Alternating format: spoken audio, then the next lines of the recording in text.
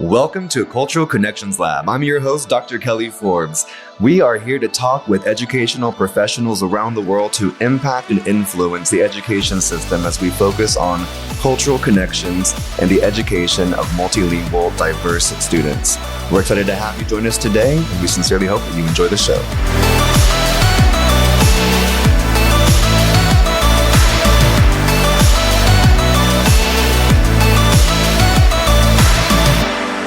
Are you ready to take your school district to new heights? Introducing EduSkills, the leading software as a service platform for Title III and multilingual support in education. At EduSkills, we understand the importance of equitable education and empowering multilingual learners to thrive in today's classrooms. Our cutting-edge technology provides school districts across the nation with the tools they need to enhance language acquisition, foster inclusivity, and improve academic outcomes. With seamless implementation and comprehensive support, EduSkills ensures a smooth transition for your district, empowering educators to provide targeted instruction and personalized support. So why wait?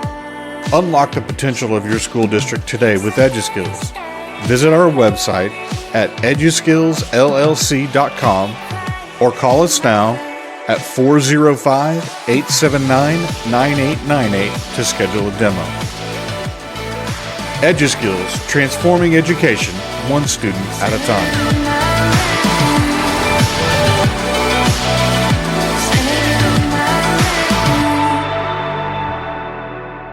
Welcome back to another podcast episode with Cultural Connections Lab, and I am your host, Dr. Kelly Forbes. I'm excited to be with a dear friend of mine. It's been a long time since we've seen each other, so this is a great excuse to get back and to regain some insight about what's been going on in our lives. And so I'm just so excited to introduce to all of our listeners right now, like I said, a dear friend. Her name is Daniela Pereida.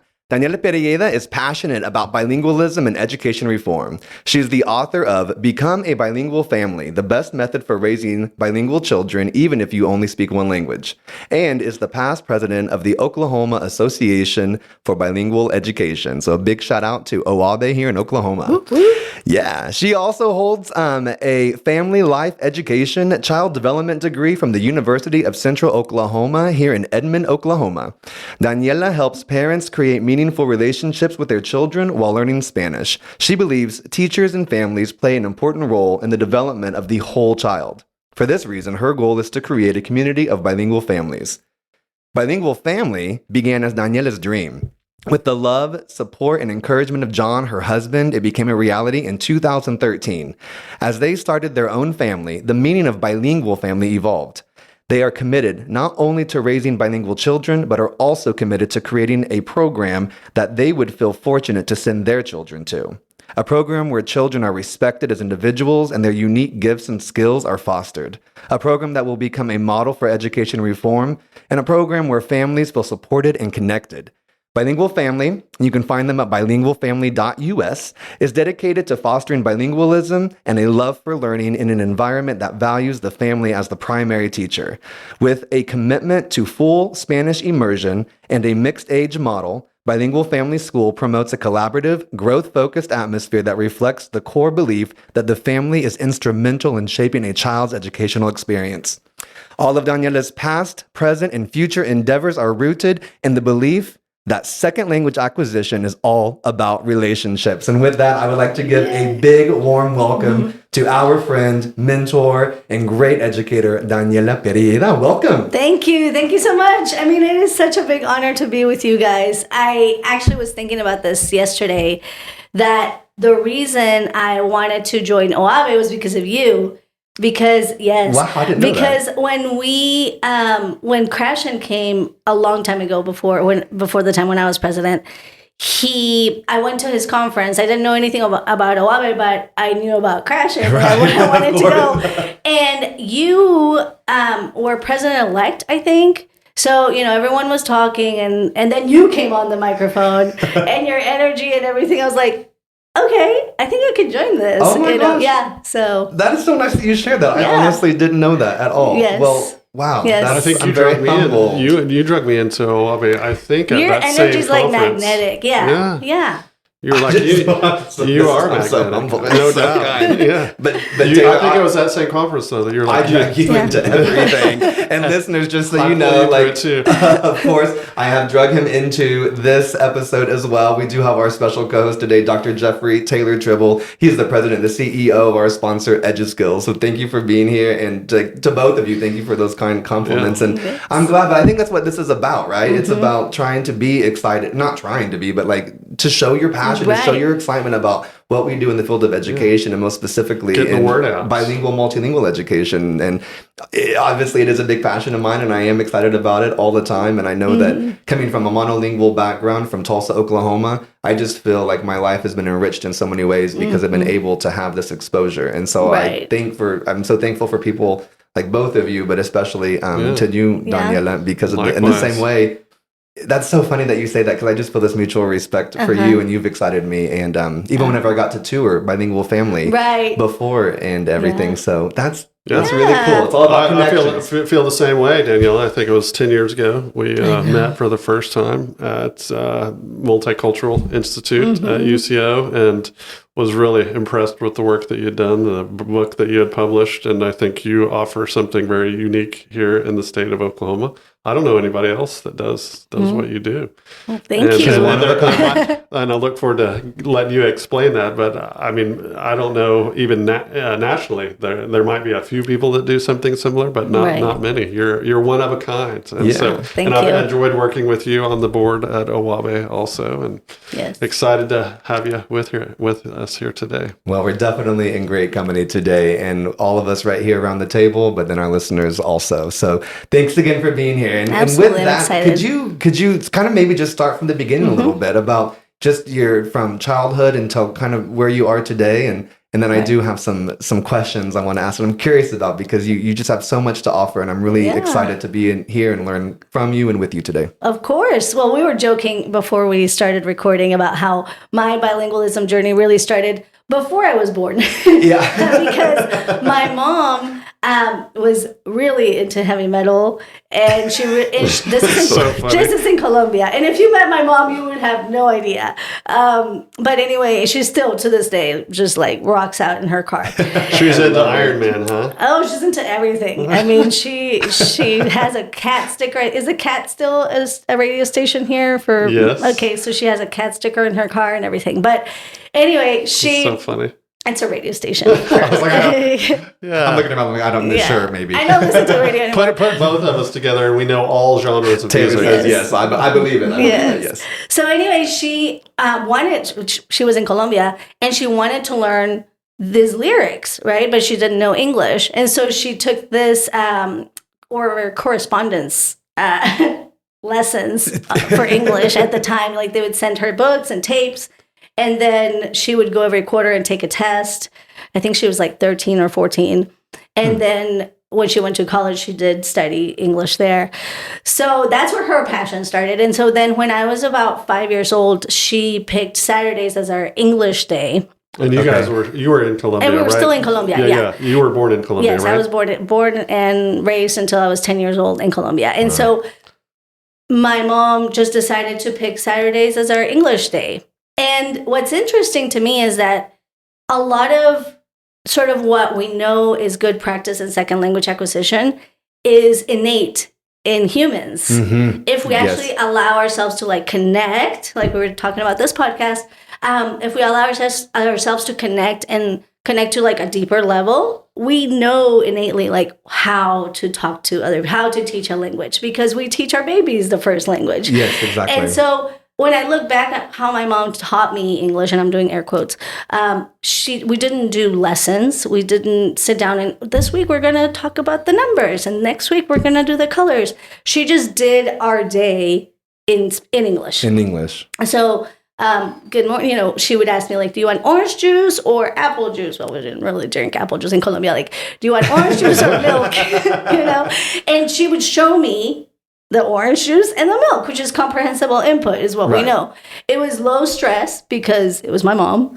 So the affective filter was removed. And Good thing it was low stress with your mom. That's not always the case with your mother, right? That is true. Okay, Dr. Relationship. That changes with time. No, but yeah, so I was also an only child, so she was my only playmate and like my sister. So that I think worked to her advantage, in terms of for me to acquire the languages, because I wanted that relationship with her. And so fast forward, many years, and I was in college and was just doing odd jobs here and there. And so one parent wanted me to do tutoring in Spanish with their child. And so I didn't even think about how my experience was learning the language. I just started doing very structured lessons. Like this week we're going to talk about fruits, and next week we're going to talk about this.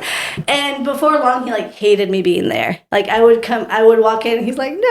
All opposite from what your mom did. Yeah, he didn't want me there, and which was strange because children usually like me. And so I was like, what's going on? And so then luckily his dad was going through the master's program at UCO for bilingual education. And so he said, just play with him. Just hang out with him in Spanish. No pressure. You don't need to do any specific lesson. Just hang out with him. And when we did that, it shifted completely. And he enjoyed being around me again and enjoyed listening to Spanish and acquired so much.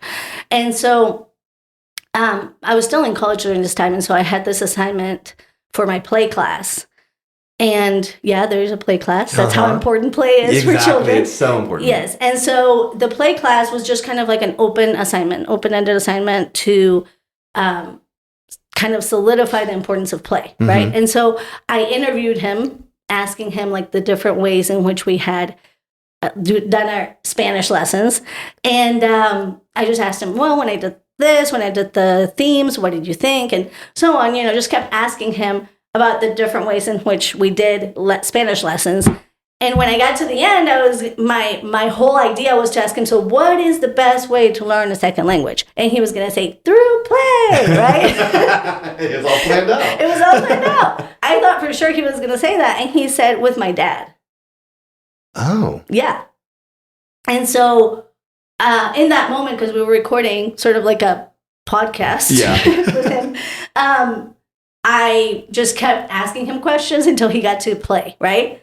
Not intentionally, just I dismissed that. But then when I looked back at the video and was editing, I realized, well, yes, it's with his dad. And the key thing here is that his dad was not a native Spanish speaker. His dad was learning Spanish. I'm sorry, not a native Spanish speaker. Did I say that? Yeah. Okay, yeah. He was not a native Spanish speaker. He was monolingual English speaker wanting to learn Spanish. And so they were learning together. And who has the best connection? His dad, And so then it made me think of my mom. And then I just realized like second language acquisition is all about relationships. And that's kind of been the core of Bilingual Family. Yeah. Well, you fast forwarded very quickly from the age of 10ish to mid 20s. Yeah. Yes. I know why you did it, but I'm just curious. Like, what was your experience like? Like, how did you end up? Why Oklahoma? And from Columbia to here? Tell us your experience. Okay. And then enrolling in school and what was that like? Okay, so that's mainly... It's kind of like the Bible. They fast forward from, exactly. like 13 to 33. It's like, what happened in between? So I came here when I was 10 years old. Really, my parents just were looking for better opportunities, and so they came here. I think they sold me the idea of coming to the United States by like, hey, we're going to Disney World, And so we went to Disney World, and then we came to Oklahoma.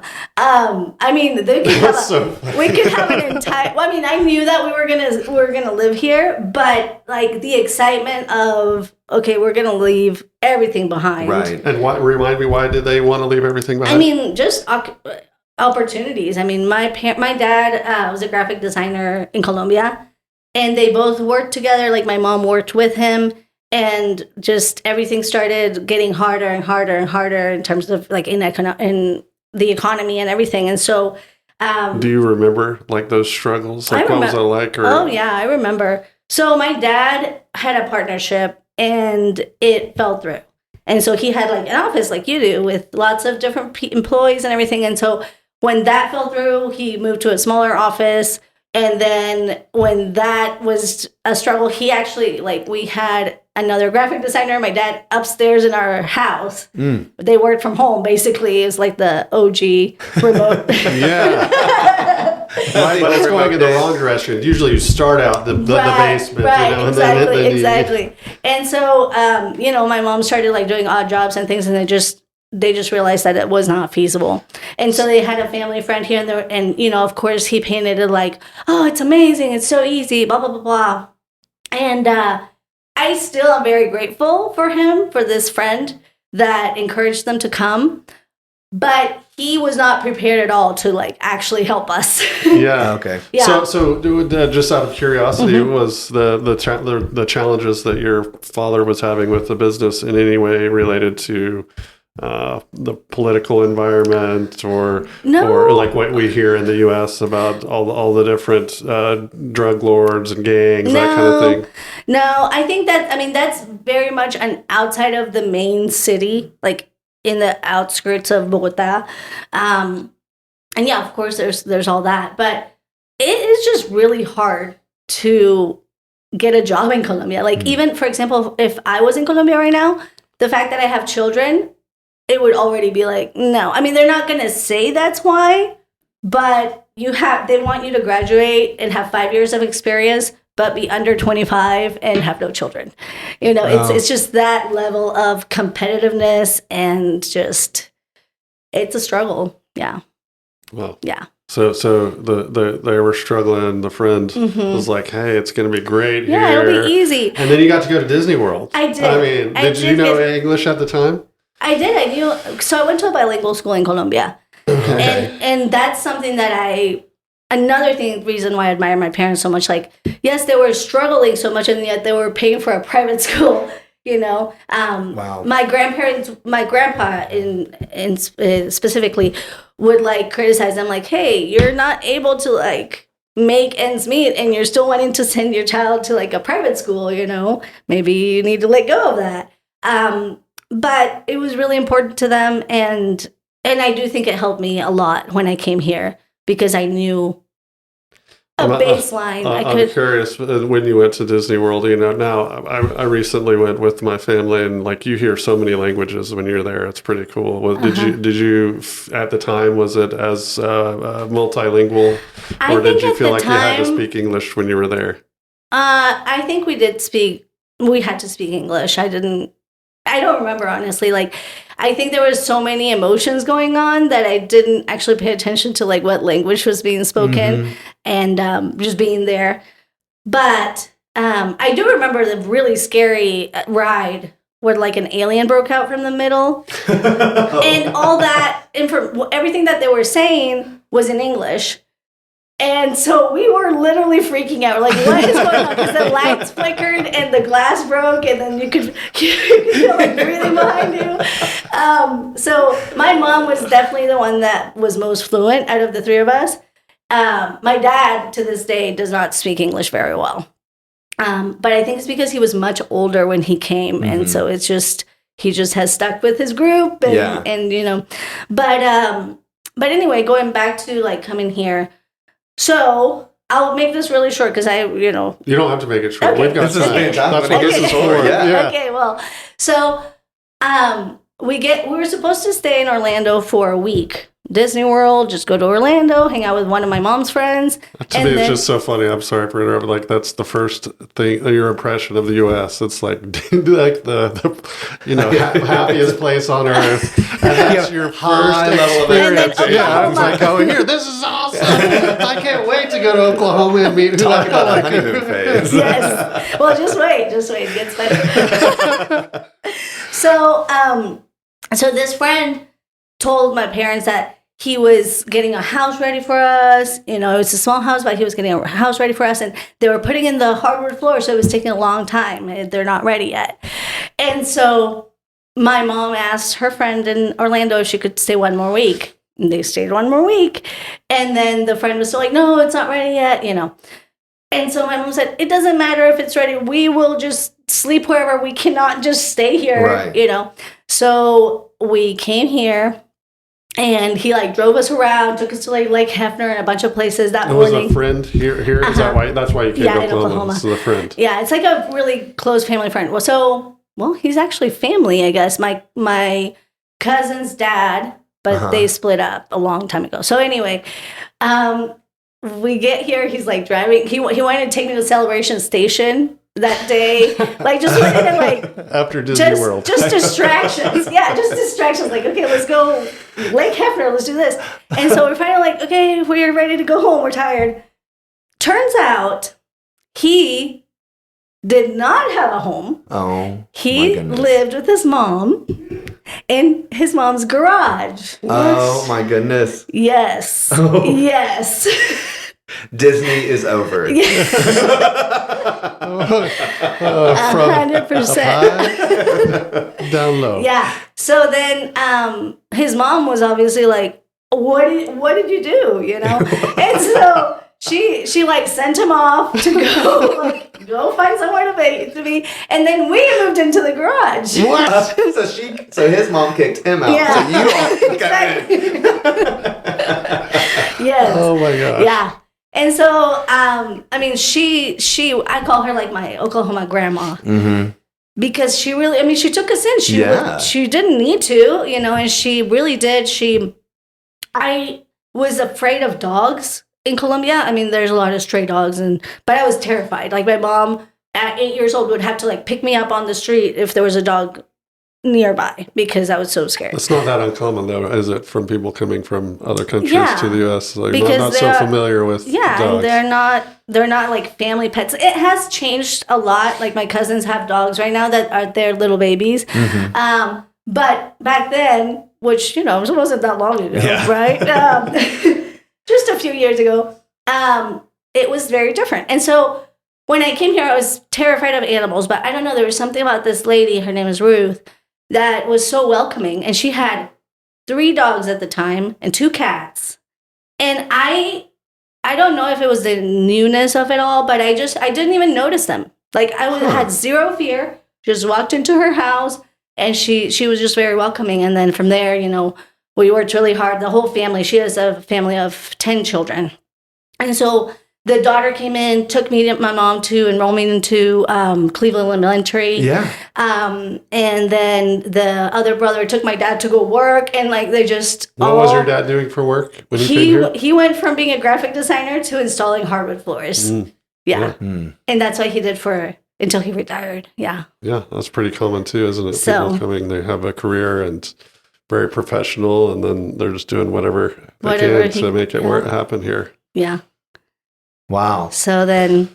So you were living with 10 other. No. She was much older at this time. Like, okay. Ruth was, I don't know, right now she's like 80, 87. No, she's like 90 something. Okay. So at the time, she didn't have any of her grown children living with her, except for the one. Right? I was thinking that you were like the only child living into this huge. But your whole family was in the garage. Did you have siblings? No, just me. Okay. Yeah, I was the only child. I'm a child as well. So yes. There we go. Yeah. So the 3 of you though in the garage. Yes. And how long did you live in the garage before you got out? I think it was probably like 3 months. Okay. Yeah. We even had a dog for like a day, a stray dog that was around. We're like, oh, we can bring him in, and he destroyed the garage. So then we had to take him to the pound. Yeah, but yeah, I mean, it's interesting because to me, I know like your face is right now like, oh my gosh, that's a crazy story. And to me, I guess because it was happening so fast.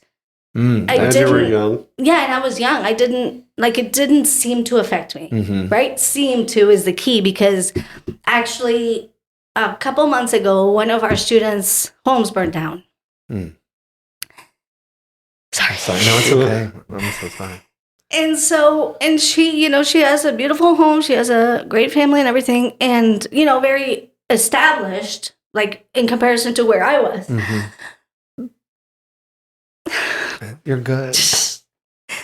But for me to like put myself, like it brought up so many emotions that I think were not worked through. Hadn't surfaced yet. Yeah, Like I had no idea they were there. Yeah. But just to think of this girl who I know, she was younger than me. She's 4. But to think of her being homeless and leaving like all her toys and all her stuff, it was like, wow, that was me, And so anyway, I did not expect that to, like, this whole... These are real stories, though. Like, I know. These are the stories that our listeners, like, teachers need to hear. Right. Exactly. This is their lived experience. Like, I think of me in 5th grade, like, teachers would not know that all this was inside.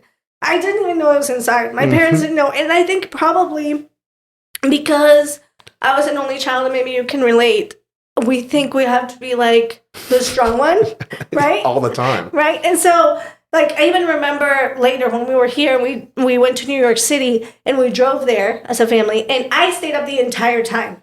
Like, my mom took a turn driving, then my dad took a turn driving, and I didn't want to fall asleep because I wanted them to be safe, And so I think it was part of me, like, pretending to be okay with everything because I didn't want them to worry about me. It's like you never had time. Right. To even think about it. Yeah. But then when this happened, and it happened like a month ago, I obviously it's a sad situation, but I knew they were going to be okay. Like, there's insurance, they have all these resources, they have the means to, like, but you knew what that 4-year-old was going to feel years later, like, potentially. She doesn't have all her toys, Like, that's important to her. Like, her world's gone. Her favorite clothes, her, like, kitchen where she eats breakfast, like, all these things.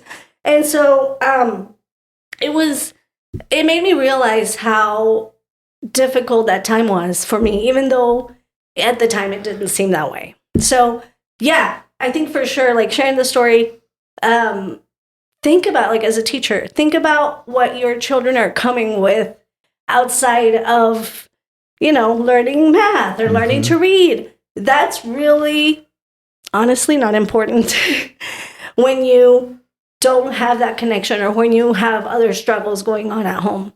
And that's not even half of the struggles that some of the children that come into our schools are going through. What was going to school like for you when you started out at Cleveland? Do you remember? It was great. Like, I think everyone just thought it was cool to have a student from a different country. They were asking me lots of questions.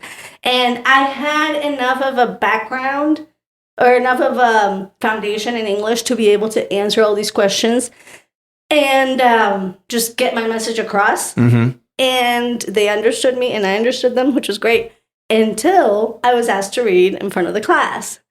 And then it was like, oh, you clearly need some help with reading. And Cleveland didn't offer that. Like, they didn't have an ESL program. It was called ESL at the time. They didn't have an ESL program. So then I had to move to Buchanan Elementary. Okay. And Mrs. Peters was my 5th grade teacher. She was amazing. And so I always felt welcome in all the schools that I went to. I think maybe in high school, it was just kind of like a huge class of 600. You just kind of get lost. But by that point, I had a strong group of friends that, kind of kept me in a support system. Feeling connected. Yeah. And I think that's the biggest thing. If a child comes in, has gone through all this, maybe worse, it seems like it was hard, but there's children who go through much more difficulty to get here.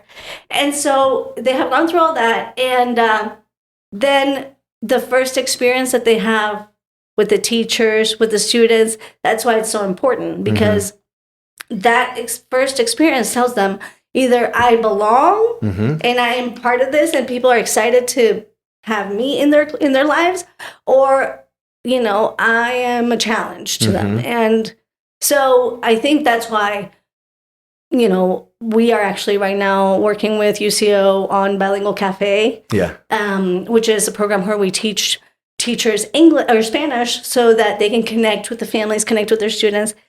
And that's why I'm so passionate about that bilingual cafe program that we're doing, because that's everything. Connections and relationships are everything. And so if the teachers are not, and the teachers and the staff is not just teachers, like the entire school staff is not able to connect with the child, even if just one person, then they might connect in other areas where we don't really want them to, So anyway, yeah.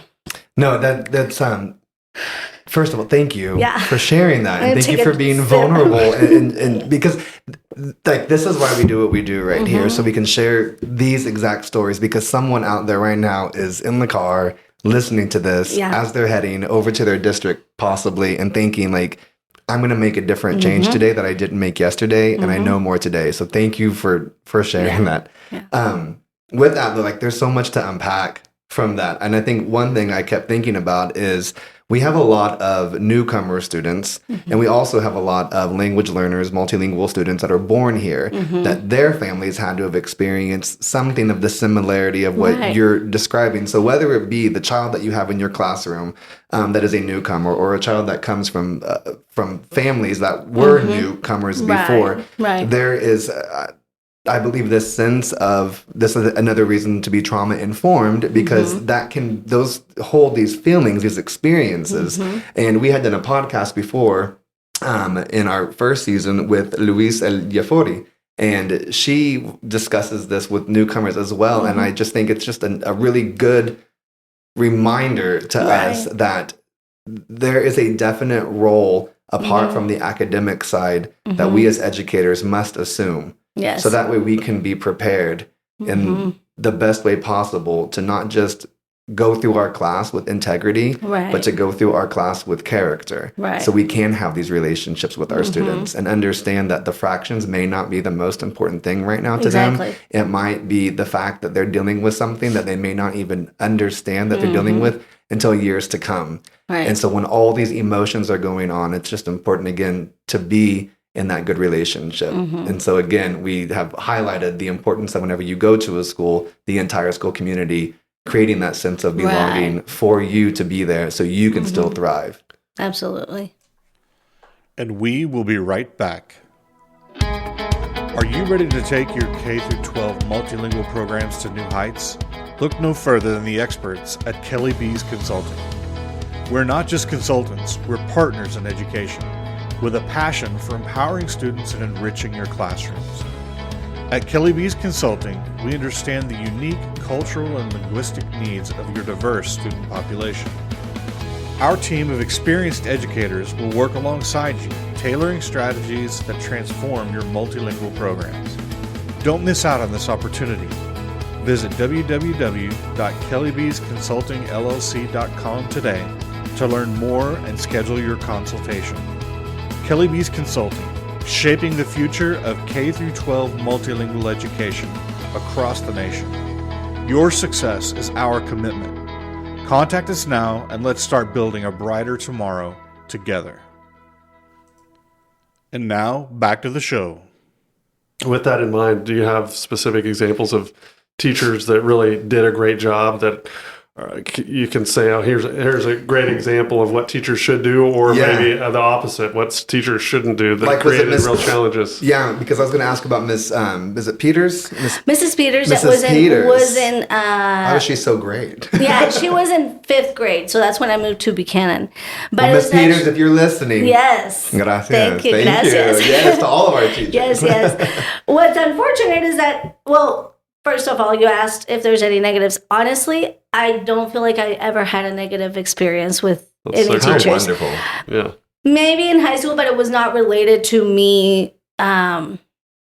being speaking a different language or being of a different culture. It was just like obviously, listen to your heavy metal. Exactly. You and your mama. Exactly. And so it was something else, related to something else. But when I first came, because I came in the middle of the year, well, it was actually April, they put me in 4th grade in Cleveland so that I would be with that same group of kids when we moved to 5th grade in August. And so I honestly don't remember the teacher's name. But what I do remember is that she spent quality time. I don't know if it was 10 minutes or 5 minutes or 2 minutes trying to say my name correctly. Oh, that's She wanted, she was like, is it Daniela? And until she got it right. How special. Yeah. And it's funny because for like maybe the first 5 minutes, I thought she was asking, because my mom calls me Dani. Short, Dani. Like un apodo, like, So, like a Dani, nickname yeah, type. Dani. Yeah. And so she was saying that when she would start saying Daniela, and so I would say, you can call me Dani. And so she kept asking, you know. And so that was huge, that she took the time to say my name correctly, you know. Jorge is not George. Jorge is Jorge. Exactamente. Amen. Yeah. Yes, right. Your name is your name. Yeah, exactly how it is. Yes. Yes. And so, and everybody's name is important to them. Mm-hmm. And so we actually have run into that at Bilingual Family because we are doing the opposite, right? So English-speaking children and some have Spanish-speaking parents too want to learn Spanish or continue with their Spanish. And so we have, for example, a Samuel, right? And we started calling him Samuel because he's in Spanish class. But I was like, you know what? No. Oh, You know, right? because I'm so firm on the importance of saying the right name. And yes, it's cool that we're in Spanish class, and so we should call him Samuel, but that's not his name. Right. Right? That's not his name. And so we ask him, actually, do you want to be called Samuel or Samuel? You know, and so he'll tell us. He goes by Samuel. Yes. And so and there's also Isaías. Uh-huh. And when we always play this game when they get picked up, we're like, estoy pensando, so I'm thinking of someone whose name starts with, and we do the initial sound. And so for Isaías, we'll say, E, and he was like, not me, they're not talking about me. Isaiah. And so, you know, those little things that don't seem that important are, they really are. Exactly. You know, something else that we do at school is we have classroom jobs. I mean, a lot of schools have classroom jobs, but this really creates a sense of community within the children. At Bilingual Cafe, for example, we spend time, instead of learning Spanish, we're learning about each other in Spanish. I love it. And so, like, if at the beginning of the year, you would spend time quizzing, okay, so what's Kelly's dad's name, you know, or what's Kelly's dog's name? And so that's the content that you're trying to teach is, who is Kelly in the classroom, right? Such a fun way, though, to like practice and play. And you're connecting to your friends and your teachers and everybody, and you're learning some English or Spanish in this case. And so we really work on like knowing everybody's dog's name and all the connections between us. Like we have two Mateos, my Mateo and another Mateo. Mateo Lucero, the other Mateo, has a dog named Elias. And my youngest is Elias. So we just make all these jokes like there's a dog Elias and a baby Elias. So yeah. I'm curious with your family during your time in middle school, high school, were they intentional about you guys using Spanish, and like did that was that important to them, or is it just natural just because they spoke Spanish, you spoke Spanish? Yeah, so I think it's interesting because my parents I think they stayed together for a long time because, I mean, they're divorced now. Okay. And so there was a lot of dynamics going on during that time. So my mom and I would often speak in English because it would kind of... He wouldn't understand. He wouldn't understand, which is awful, you know? It's awful, but it was like our secret language, right? And so with my dad, of course, I had no other choice than to speak in Spanish. And that's how we do it right now. Like when Awe comes over, everyone speaks Spanish. And I love it. I'm like, please do not try to practice English with the boys. Like just Spanish. Selfishly, like I only wanted to speak Spanish. But yeah, we didn't. I think when you come in, there's just not enough emotional bandwidth to even consider those things, you know? And maybe in some cases there are. Like, I'm first generation. What would I be? First generation? No, because I came here. So first, I guess, yeah. Or your sons, then. Yeah. So with them, would be the first. Yeah. I was just curious because I know you're very intentional about it. I Right. didn't know it was your because I don't family. have any. I'm not trying to figure out where I'm gonna live. You know, Maslow's here. right? Like your basic needs are met, so you're able Basic to think needs on are other there, things. and so I'm able to do that. And so I think for them, it just happened. With my dad, I spoke in Spanish. With my mom, I would go back and forth. But now we only speak in Spanish. My mom and I only speak in Spanish. Did you take Spanish classes in high school? No, I took French. Okay. Yeah. So. ¿Eres trilingüe? No, No, not trilingual. So that's a great segue into like language acquisition. Yeah. I took French for 4 years and then in college for 2 years, and I still don't What? speak French. Now, why is that? Because Okay. I always kind of like speak to Here's things like what I this think. and trainings and stuff, but I Yeah. really want to hear it from you. Well, and I know from that your you. experience. I've listened to your podcast sometimes. Like in some of the podcasts, you've mentioned that you got it from your high school teacher. Like that's what ignited. You know. See, So maybe it was the Atkins. teacher. You know, you have to have a connection to the teacher, to the instructor. Well, my class was pretty boring, and it was very much based on conjugating verbs and reading passages. And I would count, It's count no how fun. count where it was going to be my turn to read aloud. So I wasn't really paying attention to the whole story. You know how that is. And No so, play was happening. no, it was just, and so maybe in college it got a little bit better, but by that point, I didn't have a strong enough foundation, I feel like, to enjoy it as much. And so I always bring this up because we all have been in those language classes, and especially as adults, Mm-hmm. like the expectation of what you're supposed to learn in a language class as an adult is like, okay, grammar, reading, all these heavy study concepts, and Academic. that's the mindset of like, I'm going to study and I'm going to get this down. You make little Quizlets. Yes. You do your flashcards. Yes, exactly, Yeah, uh-huh. exactly. And if we as adults allowed ourselves to learn the second language like children do, Uh-huh. it would be no problem. And that's what we're experiencing at Bilingual Cafe, is that the teachers are like, I look forward to this. I'm excited. Like, it doesn't even feel like I'm learning Spanish. I'm just hanging out with my friends and we're just learning about each other. And, we do lots of TPRS, Mm-hmm. and that's what I do. Total and model physical the response, yeah. storytelling, Mhm. yeah. And so I tell stories through, or I teach Spanish through stories. And so they're starting to learn about who I am and all the crazy things that happened at preschool that day. Or, the last time we met, we had a dos accidentes en el baño story. Oh, okay. Yeah, that was intense. But everybody was at the edge of their seats. Like, they were like, and then what happened?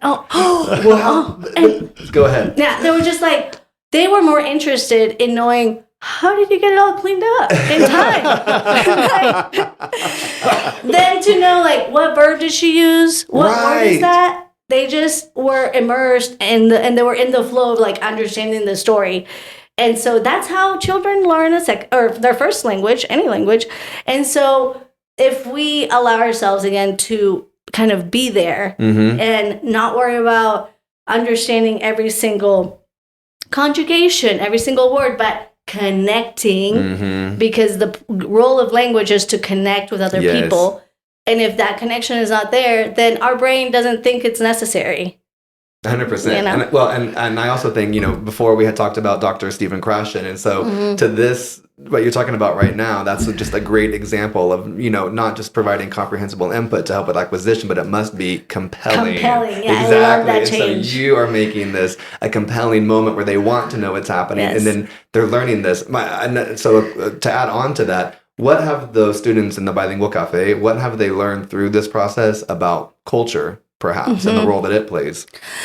Well, I feel like they understand that the classroom is an opportunity to create your own culture within the classroom. Because and this is just my personal view on culture, is that we think it's something outside, like, oh, culture is like going to this Thai restaurant and learning this and wearing this and understanding the culture and going to visit and all this stuff.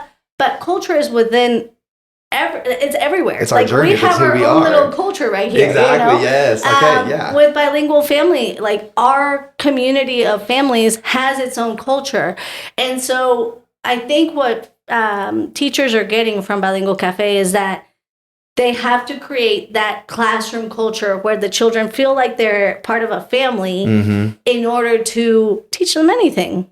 Isn't it awesome know? how language can really connect Yeah. us in so many ways and teach us so much about not only other people, but most importantly, I think, ourselves. But you're one of many examples of language classes at high school or college, not really helping out. I think you may know. Yo tuve mucha suerte con la señora Argan. So much luck with her. And I'll just share some. I had the opposite experience. You know mine. You had a real opposite one. Flunking Spanish. But then going back to teach right there. Yeah. So if you haven't listened to the very first season 1, episode 1, you can hear about flunking Spanish. Flunking and go back and teaching. Yes. I want to bring this back, so like everything that you've been doing, and then like to where you are today and what's happening. And so, first of all, what ages does the school Montessori, I believe, correct? Montessori inspired. You Montessori can't really inspired. be 100% Montessori, but So not right, but because it's not labeled as that, Right. but I think it comes from, like you said, inspired Right. From that, with a big focus on play as well.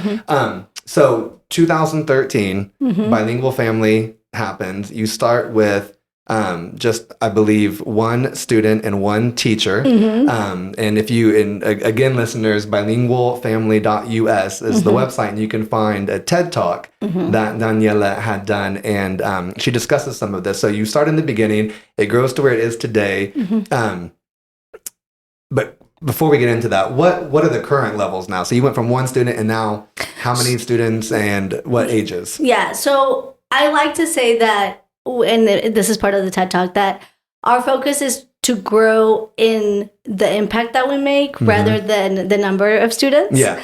And so while we don't have hundreds of students, we have 30 right That now. would be the intention, right? Like, we're not trying to have 1,000 or anything, but like, we have But it's 30 grown. students right now. It has grown a lot. And so we have a Nido class, which we kind of changed the names a little bit, but Nido is which is nest in Spanish, is for 1 to 2-year-olds with their caregivers, so they can learn Spanish together. Okay. And they learn all the routines of like real, meaningful, compelling input to use at home. So in the same way that the parents taught them English, maybe they didn't see it as teaching them English, but in the same way that the children acquired English, they can use those daily routines of, okay, vamos a lavarnos las manos, es hora de comer. And you're talking about what you're doing in the moment, which is comprehensible input. And so we really infuse Nido in that, like the routine, so that the caregivers, the parents, whoever is coming with the child can learn those routines and use them at home. And so when the children move up to our Casa de Niños, which is like preschool for 3 to 6-year-olds, then we get to work in the classroom a lot more longer hours with the children, but they can continue working at home with the foundation that they had. And then recently, I have to take a deep breath. We are adding studio. Okay. Yeah, which is a hybrid homeschool program. It'll start in the fall of 2024 for, 6 to 9-year-olds will be together. And this is following Montessori's planes of development. So the 3 to 9-year-olds they can really work together, and they're on the same plane of development. So the idea is more of collaboration and group work and project-based approach, all doing all that while learning Spanish. That is just it's so exciting. And you had something to say? I got a question, but you ask. I mean, I have a question it relates, but it's a little bit outside. So if yours is more direct to, well, I just think that I don't want to get it too far off from where we are now. Probably might connect. So I it's really fun to hear this story from me, and just to think, and from my point of view, and just hearing it right now, it's like your mom really gave you this gift of this school called Bilingual Family just through the practice that she had. I mean, how awesome that it's really come to full circle in such a way. But I love the way that you explained it. And I had jotted down just a few notes to try to bring this up. I think it's really important that whenever we consider your story, right? This is a real story. You're a real Right. student in Cleveland Elementary School, for example. You came, came from from Colombia, Colombia, yeah. coming here, like, and the feelings, the emotions, what we had discussed with, the student who unfortunately had lost their home, and like all these things that are happening. You had a dream to make this happen that made you shake and made you cry, and you had to go for it. And I love when you said that, like, when, like, it kind of got me like a little fire under my rear end also, just thinking about things, like, whenever you do have it, because you can fall into excuses, you can fall into being too busy, you can fall into the mundane, right? Right. But whenever your dreams make you shake and make you cry, and then you consider, like, you dream it, I believe you said you dream it, you review it, and then you do it. No, you do it before you review. You do it before you Yeah. review. So You just dream, do it. do. Yeah, I do have it here. You dream it, you do it, and then you Review it. review it. Yeah. Right. What does that connection mean right now? And considering the whole story, your mom starting this, what we just discussed, where you are in this dream that makes you shake and cry, that's how it became the reality. Yeah. I'll give you an example based on studio, So because what an impact you're making in the that's lives basically, of all these humans. Thank you. That's basically like the next step, right? So dream, do, and review. It has happened through ever since the TED Talk, and I was able to like put words into it, into what that process was like. Now I know, like, if I'm asked to do this project, or I'm, asked to be a board member of this, I can feel it in my body. Like, is this my ego? Like, because it would be cool to do this thing, cool to have this title, whatever. Or is this like to my core, what, like, the universe, God, like, And you can wants feel me that to difference. do? Yeah. Yeah. I have chills just, oh my gosh, this is so cool. And so this happened with studio. So when we came back from COVID, everything's like post-COVID, pre-COVID. It's definitely a marker in time. Yeah. BCH. Exactly. Yes. Before COVID, after COVID. Yes. Oh, I knew you used for BC and AC.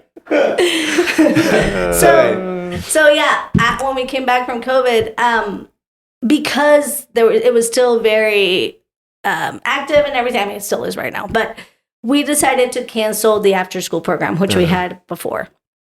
And it was because children would be coming from all different, like, we had children coming from Norman. We had children coming from, Edmond, all over to the after school program from different school districts. So to minimize the spread of anything, we just decided to not do the after school program.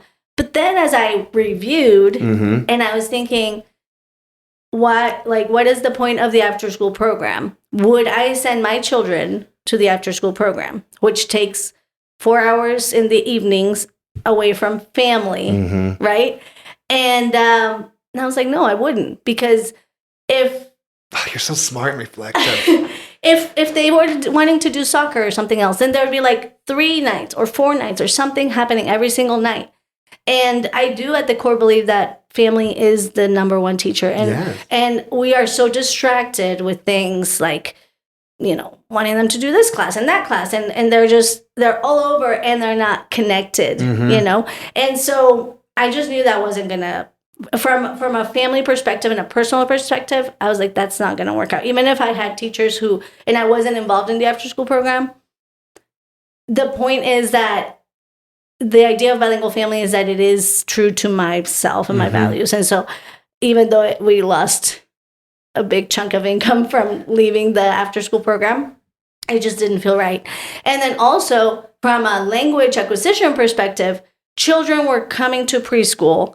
At the time it was only 3 days a week, but now we have 5 days a week for 5 hours. So 25 hours of Spanish immersion to 4 hours in the after school program. And so they would start to lose their Spanish, So was it worth it for them to come 4 hours a week and spend time away from their family when they weren't getting enough input to keep up with their bilingualism? So we doubled down on like the resources that we were going to provide families to use at home. Brought it home. Yeah. I was like, So- the idea is that they get the core, get the foundation during Nido and Casa de Niños, so like, the baby class and the preschool class, so that when they leave, if they choose not to do studio and they leave, then they can continue using Spanish at home. And just then, an awesome chance though for parents and children to build relationships with each other in a fun way and just, even just grow closer. yes. I love that. Yeah. I love that. But your question was a good segue into my question. Better fix. So it worked well because I was like, this is going to seem too little far out left field. So it does lead well to my question. So now, practically speaking, and thinking about other people that might have similar experiences, how does one, tell us a little bit about your personal experience being immigrant coming to the U.S. and learning. You're an entrepreneur. You've created something, but that takes work. It's a lot of work being an entrepreneur. But then thinking from a business standpoint, how did you learn how to navigate this process to become an entrepreneur and a businesswoman? I'm still learning. Yeah, but it's so impressive that you've done it. How does someone like yourself, maybe somebody that's listening, go about creating something the way that you've created?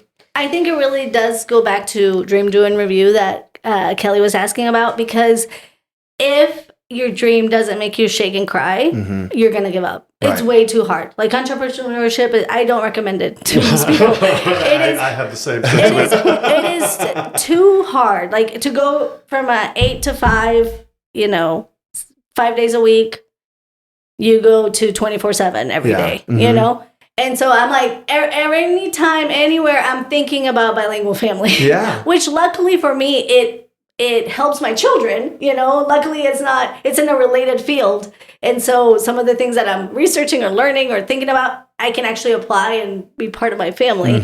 So in that way, it kind of brings some balance to entrepreneurship. Yeah. But say some people don't want to listen to our advice. Don't do it. They think, well, I'm just going to do it anyway. How do you do it? And are there resources out there for people from other countries that are trying to start businesses here? What advice might you have? I will say it wasn't until this year that I got my first business loan. I started from sweat equity, basically. I think from a practical perspective. So the last semester of college, I was offered $20 or $7,500 or something of student. You know how they do student loans, even though you already have enough to pay. They're like, but do you want more? Oh, yeah. But there's more. And yes, please. yes. And so we had our heater broke down or something, and so it was going to be about $7,000 to fix it. So we're like, okay, let's take it. And then we got an awesome guy that was able to fix it for $700.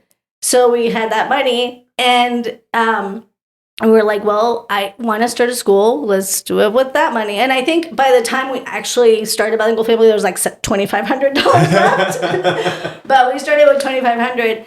And I remember signing the contract for the church.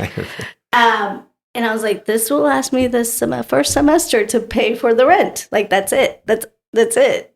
And so because I was the teacher and I was able to. What did you do specifically? You and I know. How do you start? How do you start a business? How did you just I think I'm going to start a business today. To make it official. Well, you have to get an LLC.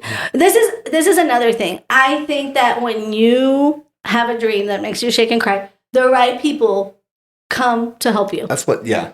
Because at first, I was doing business as Daniela. It was Bilingual Family, but I was doing business as, because that was all I knew and had the capacity to deal with. And I think if you get stuck in okay, what is the checklist for starting a business? Get an LLC, get an attorney, get this, get that. Then you're never going to start. I think that's so true. That's happened to me. I mean, I think that even you're an example of that. The right people.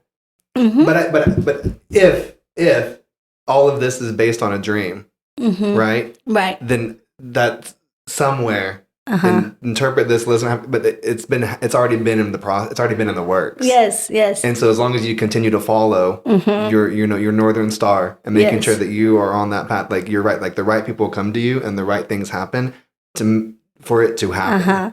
Yeah, to this day, I don't know how to start an LLC, and I have an LLC. And the reason, if not, Google, right? Google, just look it up. So in my first semester, I only had 3 after-school students, and one of them, their dad was an attorney.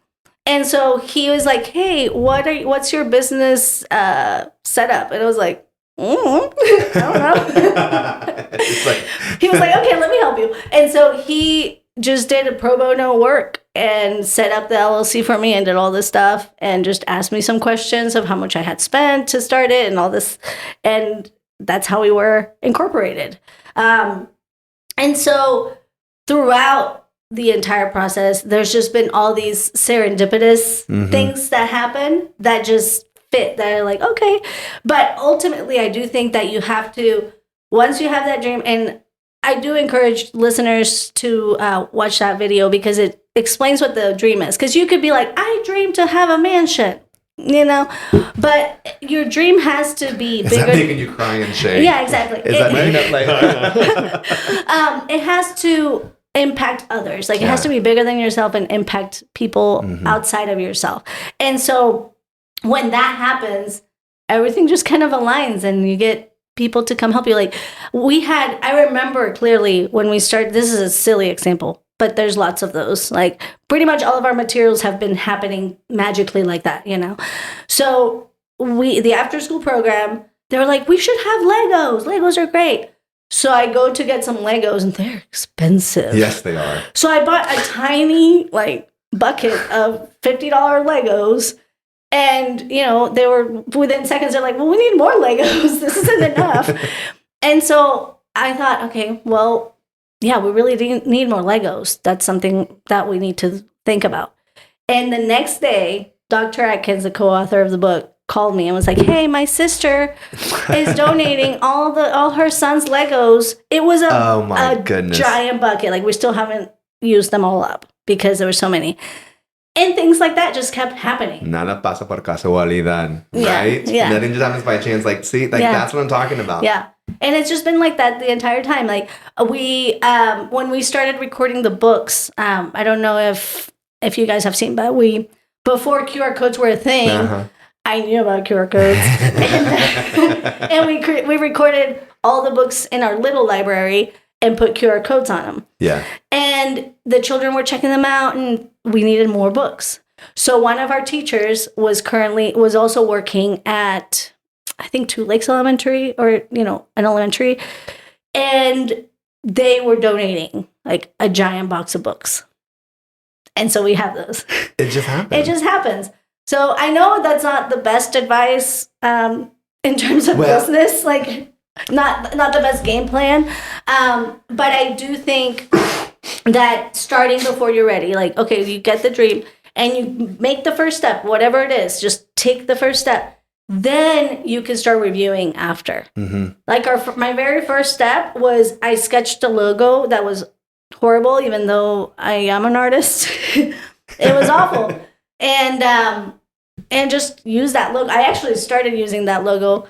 And I love it in the video. Yeah. I mean, y'all gotta watch this TED Talk, y'all. Yeah. It was funny because when I switched to the real logo, to the professional logo, I still had a yard sign with the old logo by the front. And a parent for the Mommy and Me class came in and she had seen the logo in like a kids magazine that I had purchased an ad for. And so she had seen the new logo, the new and updated logo. And she walked in and saw that and she was like, I think somebody graffitied on your sign. I was like, yeah. That's so funny. No, it's a good point though too, because it can stop you like thinking, I've got to have a logo, and the logos really take so much work. At the end of the day, it's more about, like you said, what's your purpose, the passion, what are you providing to the community, to people, that's more meaningful than any piece of art, I mean, that represents your company. And that can stop you in your tracks, because there is so much like out there of your research. You got to have your business name and your logo and branding. And I think that there's a lot of hype around all of the media and marketing, for sure, because marketers make a lot of money helping out, helping you create those things. Exactly. I think though that there's just a lot to be said to really listening to your inner self and following your heart and your passion, and that's that first step to realizing that dream. You have found you've found so many opportunities to provide access and exposure to language and to culture for families to help kind of maybe fill some of these gaps for people, and people in your life have also filled some of the gaps that you've needed, and we all do work together in this way. You're reflective. You're such a great mentor. You're such a great leader in the Oklahoma community, especially in the field of bilingual and multilingual education. And you just, I mean, if you don't know Daniela, you have to know her. Her heart is so pure and so genuine, and such a great human. I just thank you so much for sharing all of this. Thank you, guys. Are there any last closing words or final thoughts? Actually, I shouldn't say that. Just like some closing words or anything that you would like listeners to reflect upon, because final thoughts are so final. Yeah. We don't want to have any final. First off, I want to ask what your therapy fee is, because I feel like this was therapy.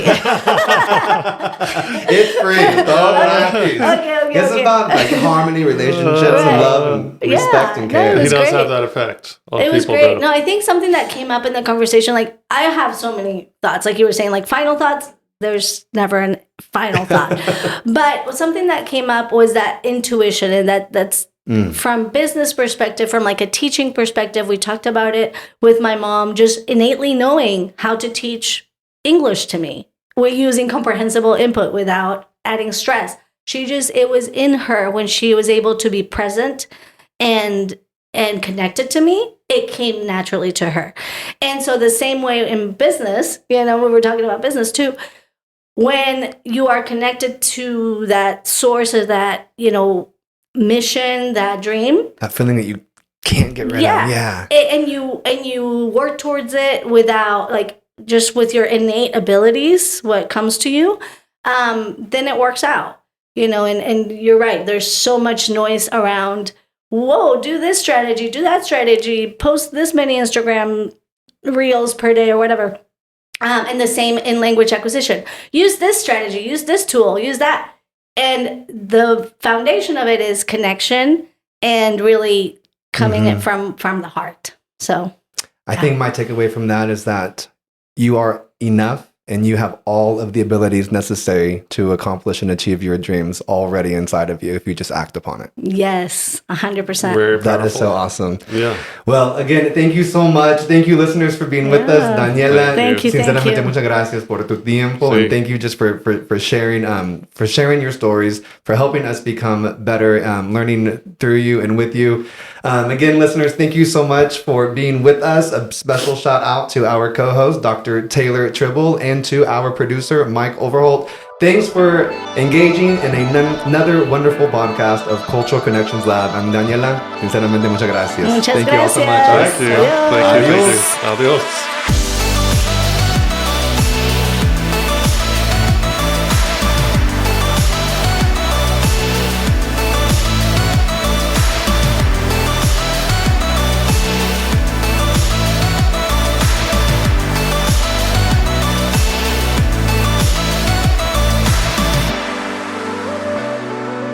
Thank you for joining us today. Don't forget to like, follow, and subscribe. Adios.